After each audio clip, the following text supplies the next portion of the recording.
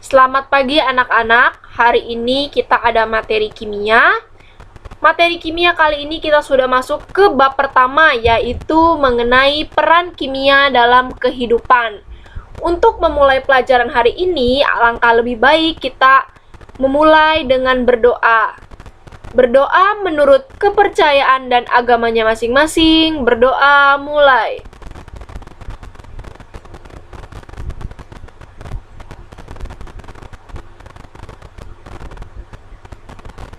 Berdoa selesai. Silakan dipersiapkan buku tulis dan alat tulisnya. Silakan dicatat untuk poin-poin yang Ibu jelaskan dan juga apa yang menurut kalian penting dicatat karena ini merupakan bahan dari ulangan nanti ya. Oke, kita mulai. Peran kimia dalam kehidupan. Sebelum Ibu membahas peran kimia, Ibu akan membahas hakikat ilmu kimianya terlebih dahulu. Ilmu kimia adalah suatu ilmu yang mempelajari tentang susunan atau komposisi, struktur, sifat, perubahan, serta energi yang menyertai perubahan materi. Kita bahas satu-satu mengenai susunan atau komposisi. Susunan atau komposisi materi mencangkup komponen-komponen pembentuk materi dan perbandingan tiap komponen tersebut. Jadi namanya juga susunan, berarti dia adalah komponen pembentuk materi. Lalu struktur. Struktur materi mencangkup struktur partikel-partikel penyusun suatu materi atau menggambarkan bagaimana atom-atom penyusun materi tersebut saling berikatan. Struktur berarti berhubungan dengan penyusunan materi tersebut atau atom-atom yang melakukan penyusunan materi tersebut. Yang ketiga, ini ada sifat. Sifat materi mencangkup sifat fisis atau wujud dan penampilan dan sifat kimia yang dipengaruhi oleh susunan dan struktur materi tersebut. Yang keempat, itu perubahan. Perubahan materi meliputi perubahan fisika atau wujud dan perubahan kimia. Nah, perubahan fisika itu merupakan perubahan materi yang tidak dapat menghasilkan zat baru. Jadi ingat ya, kalau perubahan fisika itu tidak menghasilkan zat baru. Contohnya apa? Contohnya misalkan ada besi. Besi mau dijadikan pagar, ya kan? Nah, itu namanya perubahan fisika. Pagar itu dari besi, tapi besinya nggak diapa-apain, nggak dilebur, nggak diapa. Nah, itu perubahan fisika, tidak merubah bentuk. Atau misalkan ada kayu dijadikan meja atau kursi. Nah, itu juga termasuk ke perubahan fisika. Karena walaupun dia bentuknya jadi kursi, tapi tetap bahan dasarnya adalah si kayu. Kemudian, perubahan kimia merupakan perubahan materi yang menghasilkan zat baru. Nah, menghasilkan zat baru nih kalau kimia, contohnya apa? Contohnya adalah ketika nasi basi. Nah, nasi yang awalnya nasi ketika menjadi basi, maka sudah tidak bisa dikatakan lagi menjadi nasi. Atau roti yang sudah berjamur itu pun termasuk ke perubahan kimia. Yang terakhir mengenai energi yang menyertai perubahan materi. Energi yang menyertai perubahan materi menyangkut asal-usul dan banyaknya energi-energi yang menyertai sejumlah materi. Nah, anak-anak, dari tadi nih Ibu menjelaskan mengenai materi ya. Kalian paham nggak materi itu apa? Jadi materi itu bukan berarti penjelasan ya. Nah, materi dalam ilmu kimia ini adalah dimaksud sebagai materi merupakan suatu yang mempunyai massa, volume, dan menempatkan ruang. Materi disebut juga zat. Nah, jadi sebenarnya kalian itu udah sering mendengar atau pernah mempelajari materi, karena materi itu biasa juga disebut dengan zat ya. Zat itu mempunyai massa, volume, dan juga menempati ruang. Zat ini anak-anak terdiri menjadi dua. Yang pertama itu ada yang namanya zat tunggal. Lalu yang kedua ada yang namanya zat campuran. Nah, di sini Ibu akan membahas dulu zat tunggal nih. Zat tunggal adalah suatu zat yang komposisinya terdiri atas zat-zat yang sifat kimia dengan sifat kimia yang sama. Oke, anak-anak, jadi zat tunggal itu dia terdiri dari zat yang sifat kimianya sama nih, ya. Lalu zat tunggal ini dia terdiri dari dua.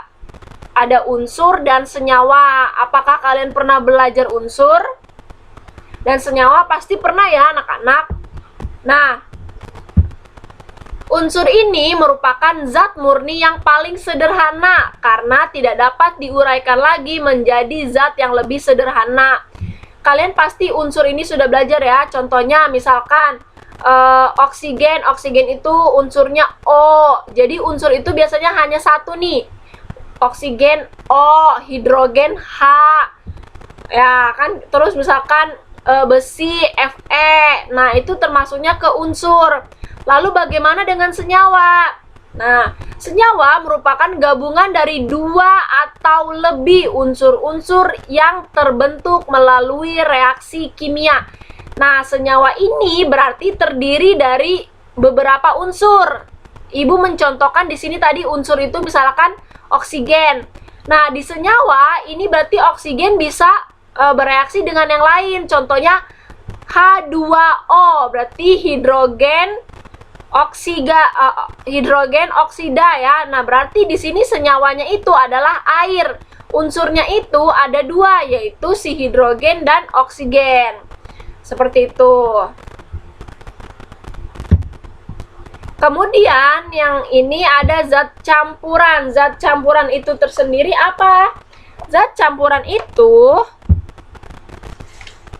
suatu zat yang komposisinya terdiri atas dua atau lebih zat yang masih mempunyai sifat asalnya. Nah, ini di sini Ibu akan membahas dulu contoh zat campuran itu, misalnya ya, misalnya udara yang kita hirup setiap hari, atau juga air laut yang berada di samudra atau yang berada di pantai. Nah, udara terdiri dari beberapa macam zat seperti oksigen, nitrogen, dan uap air. Sedangkan air laut juga tuh terdiri dari banyak, ada H2O, ada garam, ya kan? Nah, itulah terjadi percampuran nih. Kalau ada campuran, maka kita akan melakukan beberapa metode dalam pemisahan campuran. Nah, metode yang akan kita bahas ada 10 nih anak-anak. Ada filtrasi, dekantasi, sentrifugasi, evaporasi, distilasi, kromatografi, pengayakan, sublimasi, ekstraksi, terus kristalisasi. Di sini Ibu akan membahas satu-satu. Kita masuk ke pertama, itu adalah filtrasi. Filtrasi itu sendiri apa anak-anak? Jadi pengertiannya ini boleh kalian catat ya, di sini Ibu tidak tuangkan. Jadi filtrasi itu adalah metode pemisahan yang digunakan untuk memisahkan cairan dan padatan yang tidak terlarut dengan menggunakan filter berdasarkan perbedaan ukuran partikel. Nah, anak-anak di sini Ibu mencontohkan ya. Di sini misalkan ini yang pertama itu ada campuran air dan pasir. Nah, cara pemisahannya itu menggunakan filtrasi. Di sini ada wadah ya, wadah atau kita bisa sebut tabung juga. Kemudian di sini ada corong. Nah, abis corong ini biasanya ada kertas saring. Kalau sudah ditaruh kertas saring, barulah campuran pasir dan air tadi kita filtrasi. Di sini maka hasilnya yang di bawah itu akan ada airnya. Sedangkan pasirnya dia akan terfilter di kertas saring. Nah, contoh kedua ini untuk anak-anak nih yang suka ngopi atau kakak-kakaknya yang suka bikin kopi sendiri atau orang tuanya yang suka bikin kopi sendiri, pasti tidak asing dengan gambar ini. Pembuatan kopi pun melakukan proses filtrasi anak-anak. Jadi di mana kita ketahui di sini biasanya kopinya ditaruh di sini kan, nih kopinya. Ini di sini ada wadahnya, ini wadah, terus ini yang putih ini adalah kertas saringnya, ini kopinya, lalu di sini diberi air, airnya diberi. Nah, yang turun ini adalah nanti campuran dari si kopi dan airnya. Tetapi kopi ini tidak akan turun ke sini. Kenapa? Karena di sini ada kertas saringnya. Oke, sampai sini paham ya mengenai filtrasi. Ingat, filtrasi itu berhubungan dengan cair ya. Jadi pelarutnya itu cair bentuknya. Yang kedua, ini ada dekantasi. Dekantasi adalah metode pemisahan yang digunakan untuk memisahkan cairan dan padatan dengan cara menuang cairan secara perlahan-lahan. Dengan demikian, padatan akan tertinggal di dalam wadah tersebut. Nah, seperti gambar di sini ya, anak-anak. Kalau tadi melalui penyaringan. Nah, kalau ini biasanya cairan sama padatannya ini, padatannya lebih besar gitu. Misalkan kalau tadi kan bentuknya pasir, kalau ini biasanya bentuknya kerikil-kerikil. Kenapa melalui dekantasi? Karena padatannya tidak terlalu kecil sehingga saat penuangan masih bisa terhindar. Jadi ini prosesnya gampang ya. Pertama, di sini kita sediakan wadah. Ini adalah wadah cairan campuran dari air dan kerikil misalnya. Lalu di sini kita kasih batang pengaduk. Nah, batang pengaduk ini fungsinya untuk apa? Jadi kita mengaliri air melalui batang pengaduk. Ya. Kita aliri, kita tuang perlahan-perlahan, maka nanti airnya akan mengalir ke sini dan padatannya akan tertinggal di wadah yang ini. Yang ketiga ada sentrifugasi. Sentrifugasi ini adalah metode pemisahan yang sering dilakukan sebagai pengganti filtrasi bila partikel padatan sangat halus dan jumlah campurannya lebih sedikit. Nah, kalau tadi filtrasi itu contohnya misalkan menyaring kopi. Nah, kalau yang sentrifugasi ini contohnya seperti di gambar anak-anak. Jadi contohnya dari sentrifugasi itu adalah pemisahan sel darah merah dan sel darah putih dari plasma darah. Nah, ini contohnya anak-anak. Sentrifugasi ini berasal dari bahasa fisika ya anak-anak, yaitu gaya sentrifugal. Gaya sentrifugal itu adalah nih gaya putaran. Jadi proses pemisahan campuran ini pertama misalkan ini darah yang diambil nih. Ini darah dari tubuh kita yang diambil lalu dimasukkan ke mesinnya. Nah, ini mesinnya atau ini mesin yang ada di rumah sakit yang lebih canggih lagi bentuknya. Nah, ketika ditaruh ya, ketika darah yang tadi sudah diambil itu ditaruh, nah mesin ini akan berputar ya, sentrifugasi atau sentrifugal kalau di fisika. Ini akan berputar, terus berputar. Nah, dengan terjadinya pemutaran ini akan terjadi pemisahan campuran. Nah, ini hasilnya. Yang tadinya di sini itu sebelum dicampur tuh seperti ini, ya kan? Tadinya bergabung. Nah, setelah dilakukan sentrifugasi terlihat seperti ini. Terlihat jelas ya pemisahan campurannya. Jadi sentrifugasi ini biasanya dipakai untuk di bidang kesehatan. Yang keempat ada evaporasi. Nah, evaporasi pun di sini nggak asing ya kalian. Evaporasi ini merupakan metode pemisahan yang digunakan untuk memisahkan zat padat yang terlarut dari larutannya.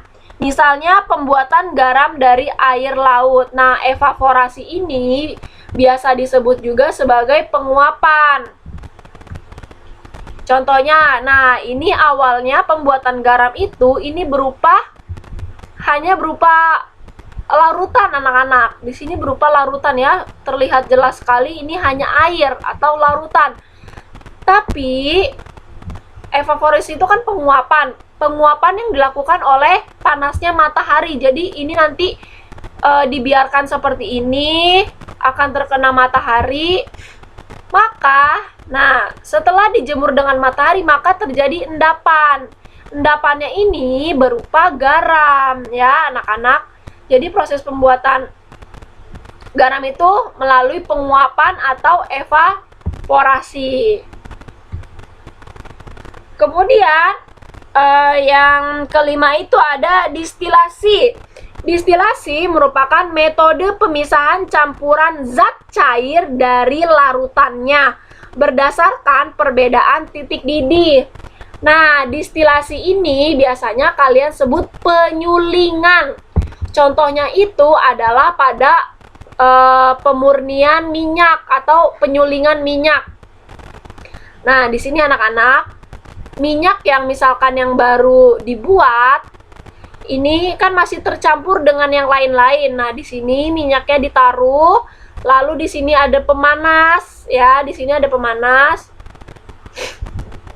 Ketika pemanas ini memanasi campuran, maka akan menguap, ya kan? Menguap ini, ya kan? Setelah menguap, uap airnya itu akan masuk ke sini anak-anak. Uap air masuk ke sini, di sini itu ada kondensor atau pendingin.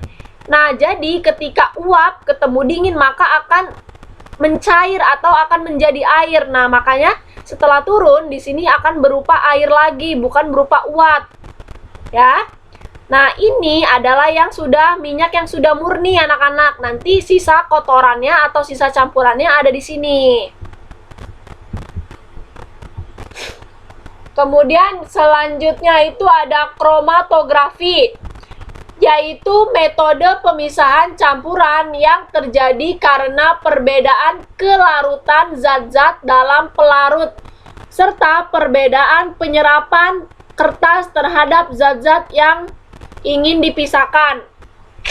Nah, contohnya ini untuk kromatografi ini biasanya pada industri makanan anak-anak, atau Kemenkes biasanya pakai buat uji coba kandungan apa sih yang terdapat dalam makanan tersebut. Ini contoh praktikumnya ya. Jadi di sini ada kertasnya ya, ada kertas kromatografinya, kertasnya polos, kemudian ada tintanya nih seperti ini tandanya. Ini hitam, hijau, merah, ini yang menandakan nanti hitam itu kandungannya apa, hijau itu kandungannya apa. Nah, ini kan tandanya nih, kemudian ini ada campurannya. Nah, setelah kertas ini tercampur oleh larutannya, akan terjadi, nah seperti ini, atau contohnya ini nih, ya kan? Nih, nah coba kita perhatikan. Ini kan warnanya merah, yang terjadi ini warnanya merah juga. Nah, ini berarti campurannya betul nih anak-anak. Berarti yang diuji coba sesuai dengan apa yang mau diuji coba. Tapi kalau yang ini hijau, ternyata larutan yang keluar ada warna biru dan kuning. Berarti menandakan ada apakah dengan larutan itu. Kemudian sama yang ini juga, warna hitam, tapi yang keluarnya ada warna biru sama merah.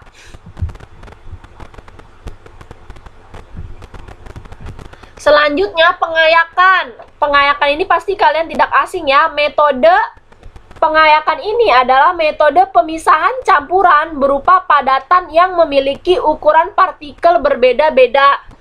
Jadi anak-anak, pengayakan ini biasanya digunakan untuk padatan ya, bukan cairan. Kalau yang tadi kita selalu cairan tuh, contoh-contoh yang tadi. Nah, ini untuk padatan. padatan yang ukurannya berbeda-beda. Nah, ini dicontoh juga ya. Contohnya ada yang kecil, ada yang besar. Nah, ini biasanya diayak. Diayak ini biasanya pakai saringan dan caranya itu hanya digoyang-goyang, ya kan? Pasti kalian juga pernah melakukan ini. Kemudian ada sublimasi. Nah, sublimasi ini yaitu metode pemisahan campuran sesama zat padat berdasarkan perubahan wujud zat. Jadi, kalau sublimasi itu, contohnya ya anak-anak, contohnya itu adalah pemisahan iodium dengan garam. Nah, di sini ada garam nih anak-anak. Garam itu kan berbentuk padatan, lalu akan dipanaskan nih, akan dipanaskan. Ketika si garam ini dipanaskan, padatan ini dipanaskan, maka akan terjadi uap. Sesuai dengan artinya, sublimasi itu adalah dari padat ke uap. Jadi nanti nih si garam ini akan menguap dan di sini akan nih penguapannya ada di sini. Nah, uap ini adalah si iodiumnya tadi. Ya, ini si garamnya. Jadi nanti ini adalah memisahkan iodium dengan garam. Oke, jadi ingat sublimasi itu adalah dari padat nih, dari padat ke uap. Oke. Kemudian ada ekstraksi. Nah, ekstraksi ini metode pemisahan zat cair dari larutannya berdasarkan perbedaan kelarutan zat terlarut di dalam pelarut yang berbeda. Nah, kalau ekstraksi ini tentunya sudah punya alat tersendiri ya. Ini awalnya nih. Ini masih tercampur. Nah, setelah menggunakan alat, ini udah terlihat ya perbedaannya ya. Perbedaan campurannya. Jadi di sini sudah ada larutan putihnya dan sini adalah ekstraknya ya. Kemudian yang terakhir itu adalah kristalisasi. Sebenarnya konsep kristalisasi sama sublimasi itu sama, cara pengerjaannya pun sama. Di sini ada pemanas, di sini ada tabung atau cawan, ya kan? Yang berbeda adalah kalau tadi sublimasi itu, kalau sublimasi di sini berbentuk padatan yaitu garam. Tetapi kalau kristalisasi itu dia berbentuk cairan. Cairan ini ketika dipanaskan akan menguap, ya kan?